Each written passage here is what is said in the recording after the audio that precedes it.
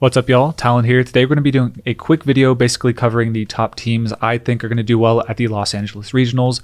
I actually did an individual highlight of all the Pokemon that I thought were going to do well. Definitely check those out. Some of those are a little more fringe, but I'm going to be going into the more refined teams that I expect to do very well at Los Angeles Regionals. If you want to check out the video with all these fringe picks like Palmont, Iron Valiant, Mienshao, etc., Volcarona, check out that video. I'll have that linked in the description.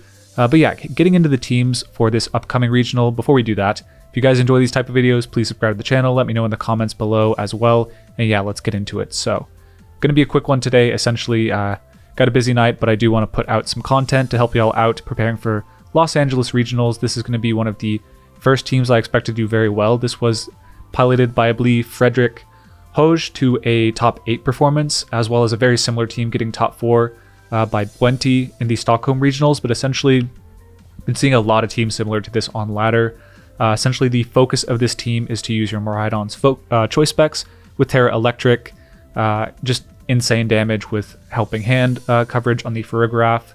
So you can even like Helping Hand, Tera Electric, Volt Switch. That one it KO'd my Amoonguss on ladder the other day, which is like kind of nuts. But yeah, if you are not familiar with Miraidon, definitely get familiar with it. The damage calcs are insane.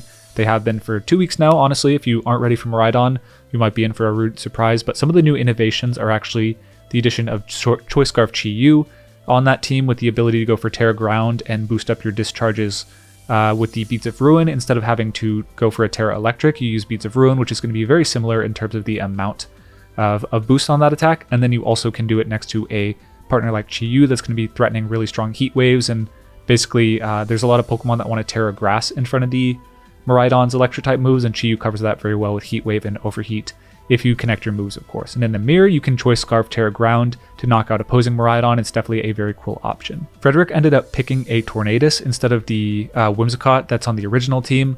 The original team being Rajan Ball's winning team from Indianapolis. We've seen the Whimsicott switch out here, the Chi-Yu over the, I believe that's the Incineroar, and then the Iron Hands used to be a Ogerpon Cornerstone. So lots of change-ups on that 6. I think people are trying to innovate that, progress it along with the metagame. People have realized, obviously, Miraidon very strong, but maybe the partners could be shuffled around a bit. This one was a Clear Amulet Close Combat Iron Hands, but I've also seen a lot of Assault Vest, Drain Punch sets on ladder to a similar effect, just trying to take advantage of the Trick Room mode very effectively along with the Ursaluna Blood Moon. And I actually haven't gotten a good bead on the Ursaluna Blood Moon speeds. The one that Rajan ran was Timid Max Speed. I've been seeing a lot go a bit slower. Kind of this speed at like 77, you'll be outspeeding things like Chi-Yu, Modest in Tailwind, or an Adamant Urshifu, but you'll still be functional in Trick Room because you're not that fast. So yeah, the Ursaluna Blood Moon speeds are kind of a question mark for me right now, but overall very similar to the Rajan 6, just a bit of small changes. Going to be seeing more of the same of that at the regional. The Farigiraf is going to be the same Electric Seed Trick Room Helping Hand set that is able to enable the rest of your team's strong special and physical attacks with Helping Hand very well. Foul Play to deal with both of the Calyrex forms. Psyshock is just general coverage, get into things like Amoonguss, Urshifu Water, and then Trick Room, which I think is being leveraged a bit more to actively use Trick Room on a team like this instead of the reversal of Trick Room that Rajan and Aaron were using it for. As I said, the Iron Hands and Ursaluna on ladder are trending a little bit slower, so they might be able to take advantage of that Trick Room mode a little bit more effectively. But overall, don't be surprised if you see Whimsicott switch back in on this Tornadus slot. Definitely need to be prepared for this hyper offensive Miraidon team with a strong Trick Room core now. Moving on, we go to the next team, which actually just won the Stockholm Regional. Michael Derbesti won with that, the team that got top 8 at the Indianapolis Regional Championship. Also, Donald Smith got top 8 at the Stockholm Regionals with this team, so it's just been dominating in top cuts and in day 2s in general, and I expect to see a bit more of that. The surprise factor at this point is kind of gone, but I still feel like people aren't really preparing for things like Latios, Pelipper, Moltres, Galar. They're kind of just expecting to matchup check it and kind of just preparing for the Pelipper, Chien-Pao, Zama, Rillaboom core, but I think that's kind of foolish at this point. It is a proven team. Did win the regional, it's top cut multiple times. People know what it's doing. I think it's definitely something you should be prepared for. Just as a lesson, Luster Purge is 95 base power, 100 accurate, 50% chance to lower special defense by 1 stage.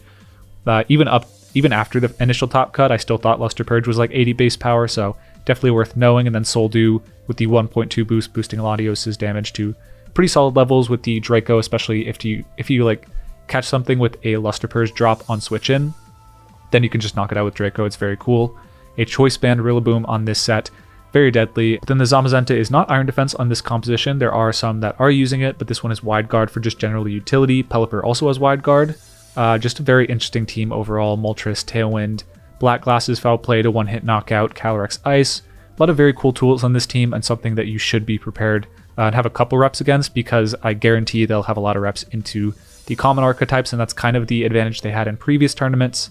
But if people continue not labbing against this, it's gonna top cut again. Moving on, I do think it's worth noting that the Wide Guard Zamazenta is not the only one that has found success recently. In Santiago, I think it was something like 5 out of the top 8 or maybe 5 out of the top 16 had Zamazenta with Pelipper with Iron Defense, and it's just like very difficult to clear off the field. There's not a lot of fire type Pokemon in the metagame right now. It's like Chi-Yu, a bit of Ogerpon, Koraidon is effectively a fire type, but most of those are physical outside of the Chi-Yu, and you can outspeed and body press a Chi-Yu, so it's not that big of a deal.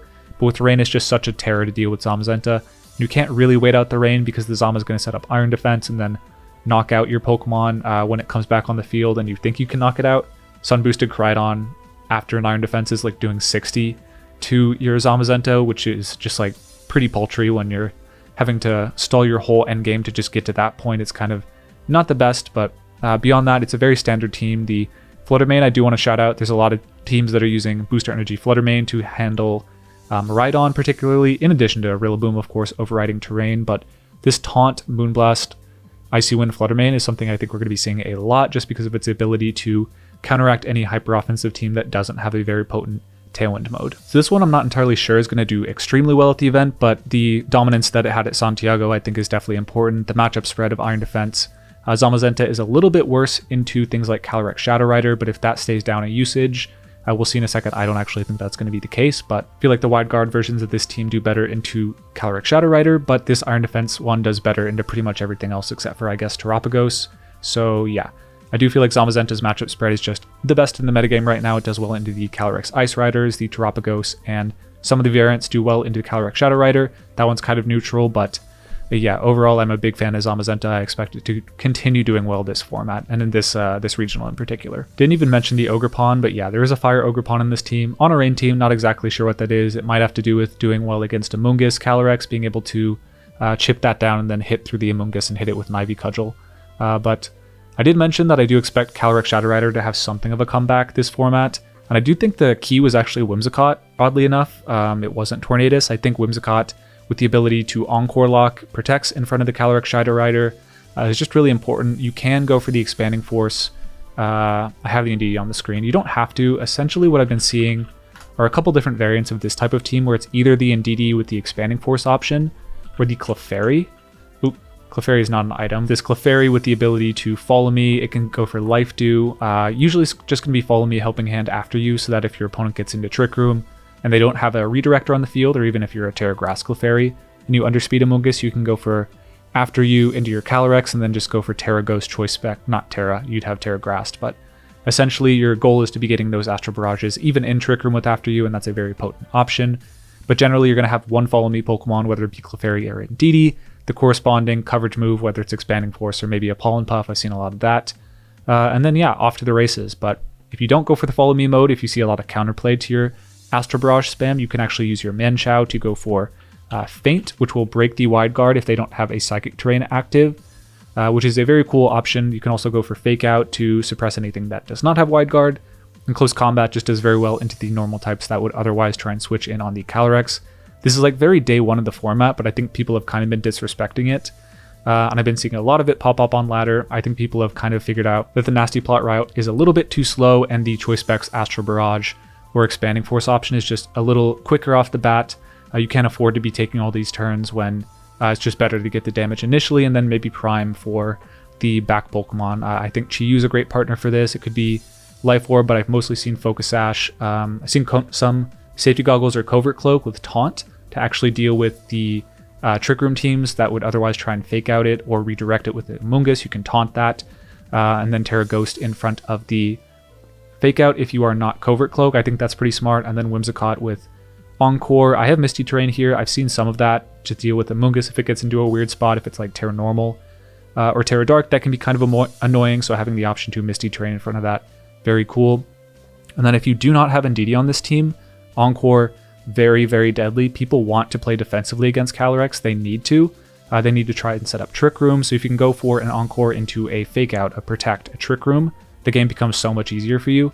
And it also covers your options. If you're leading Whimsicott plus Calyrex Shadow, you kind of want to go for Tailwind against most teams, but if they have a Trick Room option, it gets a little dicey if you've led that. But if they're forced to not set up Trick Room because you're threatening Encore pressure to essentially immediately reverse Trick Room or force them to protect, I think that's a very strong proactive option for these type of teams. And the last Pokemon we usually see is a Choice Scarf Urshifu. I've also seen, mostly, this is actually wrong, it should be the Surging Strike one, but I've also seen Choice Banded and Black Glasses Single Strike Urshifu. Essentially, this is one of your big physical weapons on the team. Clean up in the case of the Choice Scarf. Rapid Strike Urshifu, I don't think there's a lot to comment on here. It just generally synergizes very well with the Calyrex, knocking out things like Incineroar that would otherwise try and stay on the field against it after Mienshao has gone down, because let's face it, Mienshao, pretty easy to clear off the board. I do expect the Calyrex Shadow Rider Hyper Offensive teams to be making some waves this weekend. Definitely be on the lookout for that. Next up is the best Calyrex Ice team in the metagame right now. I think we have deviated a bit away from the Pelipper CIR teams with the Scarf Rapid Strike Urshifu. I think we're more on the Focus Sash Dark one at this point. It actually weirdly synergizes very well with a lot of Calyrex's trickier matchups. You can kind of leverage that Urshifu earlier in the game as they're trying to pressure your Calyrex. So maybe you lead something like Amoonguss Urshifu as they led something to counter your Trick Room option, and then you're just threatening with a Urshifu Dark, Tera Dark Wicked Blow that they might not have been preparing for on lead, and then you can set up Trick Room later in the game. That's a mode that I've often defaulted to. And then Raging Bolt, very strong. Leading Volt Switch plus Trick Room. There's so much pivotability on this team, so much bulk. You can synergize with the Amoonguss's Regenerator, Fake Out Cycle, Parting Shot. It's just a very difficult team to play against, but also pilot. I think this is a team that, if you're playing Joe Schmo using it, they could be very good at the team, but it's really against the masters like Marco Fierro, Justin Burns, those type of players using these sort of teams where they can really make you pay for any slight misplay. One thing that the Calyrex Ice teams generally struggle against is actually Zamazenta. And I think Goldengo is definitely a smart adaptation to that. Basically, the body presses won't affect you. You're a ghost type and you resist heavy slam. So they have to force your Tera essentially to beat the Goldengo. So what you can try to do is actually leverage your Tera to beat all other 3 of their partners. And then when it's just Zamazenta left, send in your Goldengo and then you'll win that 1v1 almost 100% of the time as long as you're not forced to Tera. So I did want to mention the team just because it is the most consistent Calyrex Ice team at the moment. But I do think it might hit a rut this weekend. The Calyrex Ice teams in general might not be making as many top cuts. Definitely going to be a lot in day 2, but I do expect some correction from the high highs of Indianapolis. Next up is the Terapagos Tailwind team that has more or less gotten second at both of the last tournaments. It was an Urshifu. It's usually an Urshifu over the Ogerpon Cornerstone. Joji Kaida Suika, one of the strongest Japanese players, used Ogerpon Cornerstone to get second place instead, along with some interesting sets like a Scary Face Tornadus. But I do think that this Terrastellar Hyper Beam Terapagos isn't going anywhere, whether it's the Cornerstone or the Urshifu, which does very well into the Calyrex Ice teams. The Taunt Urshifu is very deadly. Ogerpon Cornerstone definitely also very good at like IV cudgeling opposing Chi-Yus, and generally just being difficult to clear off the field with the Sturdy is very good. Booster Energy Fluttermane once again making an appearance. No taunt on this one, but still a nuisance with the Icy Wind next to Terapagos. I think this is generally a very strong team. It just has a lot of defensive options. When it had the Urshifu, it had a strong defensive and offensive Firewater Grass Core. With the Ogerpon, still decent. I think the Amoonguss is the backbone of this team. It holds it together very well, and then Tornadus covers you against opposing Tailwind teams. I think it's just a very consistent group of Pokemon. Definitely get used to seeing it because we'll probably see it on stream again this weekend doing very well. And yeah, let's move on to some of the more out there teams now. So this next team I want to point out, I believe Dorian got 8-0 at the Santiago Regionals with this team, and it actually has a Volcarona and a Calm Mind Terapagos, which is more what we were expecting to do very well early in the format. The Calm Mind set was very, very popular with leftovers, and Covert Cloak mainly, some Clear Amulet, but mostly the Covert and Lefties. This one is the Covert Cloak, and the Volcarona is pretty cool because Terapagos really struggles against a couple of matchups. One of them is the Zamazenta, and Volcarona does very well into Zamazenta with the ability to go for a Quiver Dance, Tear Water to beat a Pelipper. It's just very strong. If you can stall out the rain turns, you really only need one boost to be able to 2-hit KO Zamazenta. So essentially a good game plan is if they have the Zamazenta, go for the Quiver Dance Flamethrower option against it, protect it with the Incineroar, the Ogerpon, the Clefairy. There's just so many resources on this team committed to letting that Volcarona or the Terapagos shine that you really have to make the most of it. And And then against every other matchup, Calm Mind Terapagos is going to do a great deal of damage. And then after you've gotten the Calm Mind up, you can set up Tailwind, which is a pretty cool mix-up. You can be very focused on setup initially, and they're like, oh, okay, it'll probably be Clefairy, Incineroar, Wellspring. Just redirect, fake out, pivot, and then try and sweep the Terapagos. But if you have Tornadus in the back, you can surprise them with a speed advantage against something like an Urshifu in the late game. So pretty cool team from Dorian. I'm not exactly sure how many people are going to be taking inspiration, but I definitely think the Volcarona Terapagos combo is something we haven't really seen and was very effective for him, and I do expect a similar attitude of just something as a secondary piece to deal with the most troublesome restricted for. It makes some sense, and we should see some more of that. And then going into this last one, I feel like Miraidon and Ice Rider have had their weekends. Now is the time of CSR Hyper Offense and Koraidon. Now I think that the Koraidon teams are a little underdeveloped overall, but I think there's been some innovation in them. I think people are largely dropping the Walking Wake in favor of Raging Bolt. I think there's always been Flutter Mane Ensign, but I think the Walking Wake is kind of falling to the wayside. But speaking on the Koraidon specifically, I think Claire Amulet is still going to be the dominant set. That's not going to change, but I think we've seen a little bit of U-turn. I saw a Gothitelle Koraidon U-turn team being pretty cool, but yeah, essentially the ability to U-turn out against Pelipper is very important, but also having something like Raging Bolt. Flutter Mane does well against it as well. Pelipper is really Koraidon's enemy number one. Against so many teams, it would otherwise just destroy them. The presence of Pelipper makes it difficult, so U-turn is a great tech option against that, and then things like Raging Bolt and Flutter Mane also do very well. Incineroar does very well as a Calyrex Ice counter. With Will-O-Wisp, I've been seeing a lot of safety goggles Will-O-Wisp in that circumstance. I'm not a big fan of the Walking Wake. I think the best Photosynthesis Pokemon with it are the Raging Bolt with Assault Vest, or I guess you could go Life Orb for big damage, but I think the AV set more consistent. You can run Weather Ball to do a big amount of damage. I was actually surprised. I didn't look at their moveset in Team Preview once, and I was playing against a Raging Bolt Koraidon lead. I was able to neutralize the Koraidon pretty well, and then they just went for a Photosynthesis Weather Ball and nearly won it KO'd my Calyrex Ice, so gotta watch out for stuff like that. It's a very strong Pokemon and super hard to clear off the field. And then speaking of which, the Flutter Mane with the Focus Sash is so annoying with the Photosynthesis speed boost from Koraidon because it gets the best of both worlds. It gets a defensive item and the speed boosting item, so it can be very much a pest with the Icy Wind Moonblast, and then Taunt very good against things like Amoonguss, which is, in my opinion, secretly Koraidon's greatest counter is the fact that it has to Flare Blitz Amoonguss with after Rocky Helmet Chip. It takes like 100 damage out of 176 of its HP stat, which is super annoying, but having Taunt to make sure it can't redirect is very important.